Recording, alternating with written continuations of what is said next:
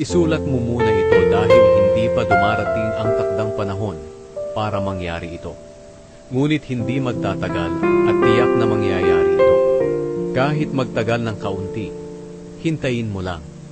Dahil tiyak na mangyayari ito sa takdang panahon. Ito ang isulat mo. Tingnan mo ang mga taong mapagmataas. Hindi matuwid ang kanilang pamumuhay. Pero ang taong matuwid ay mabubuhay dahil sa kanyang pananampalataya.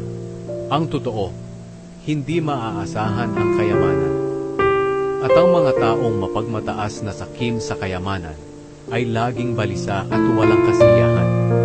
Tulad nila'y kamatayan na hindi makukontento. Kaya binibihag nila ang maraming bansa. Pero kukutsain sila ng mga bansang iyon sa pamamagitan ng mga salitang ito. Nakakaawa naman kayo.